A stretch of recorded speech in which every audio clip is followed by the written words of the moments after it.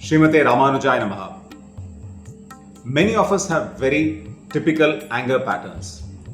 For me, the graph is long periods of quiet, peace, and apparent calm with sudden volcanic spikes in anger. At these moments, it looks like that I'm having a very irrational burst of anger. It makes me a very unpleasant person, and it's not at all fun for those around me. Unfortunately, anger is not a virtue. It is not something that we should be proud of.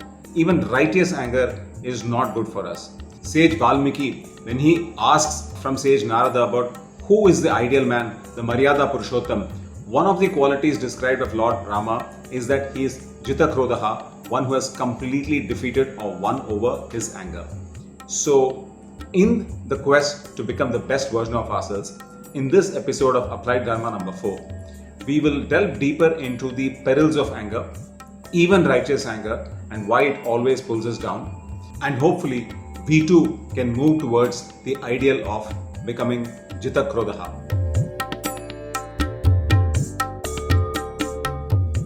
If you see across all the Indian texts, perhaps the most famous quest to control anger was that of Sage Vishwamitra. Now, Sage Vishwamitra was originally a king by the name of Kaushika, and after his defeat by Sage Vashishta, he relinquishes his kingdom and retires to the forest to intense tapas in order to become a rishi. Now, the highest title was that of Brahma Rishi, which he aspired to.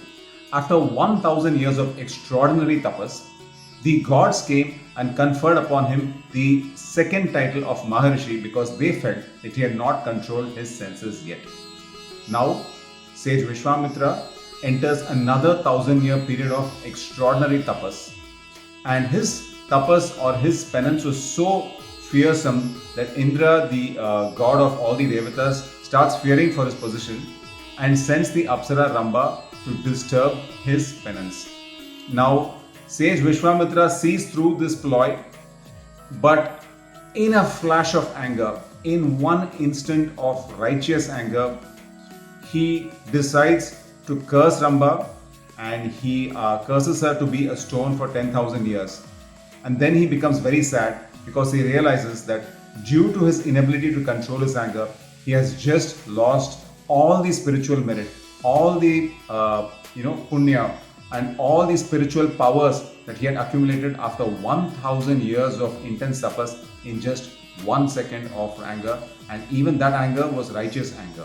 He then embarks on a third cycle of 1000 years of hard penance or tapas, and even at the end of this cycle of 1000 years, Indra appears to test Sage Vishwamitra, but this time the sage is able to control his senses, he controls his anger, does not fall prey to the test, and at the end of this, the gods are pleased with him and confer upon him the very highest title of Brahmarshi. So from this wonderful life history of Sage Vishwamitra, it is very evident to us that anger is really, really bad for us. We should not try and accumulate rage or anger inside us and do all that is in our power to control or prevent anger. The Indian systems, the Shastras, have a very clear philosophy on how to handle unwholesome mental qualities like anger. And this philosophy is very different from the Western viewpoint.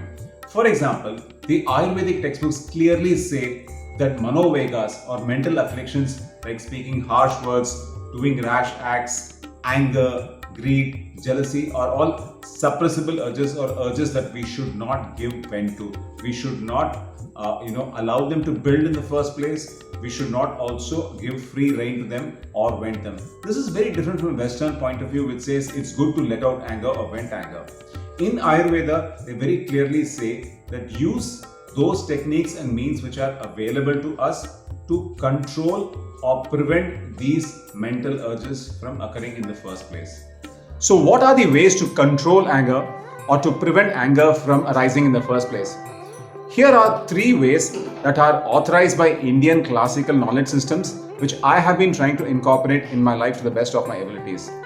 The first one is from Ayurveda. And in Ayurveda, they say that Krodham is Pitta, which means that anger is driven by the Pitta dosha, which is the fire element in the body. And they say that to prevent Pitta dosha, there are a number of foods which aggravate Pitta which if we control in our diet can then immediately help us prevent anger. This has a very direct cause and effect relationship on what we eat and what our mental states are. So the foods that aggravate Pitta dosha are excessively spicy, excessively sour and excessively salty foods, which if we watch in our intake can help us control anger. That's technique number 1. The technique number 2 has to do with controlling mind states.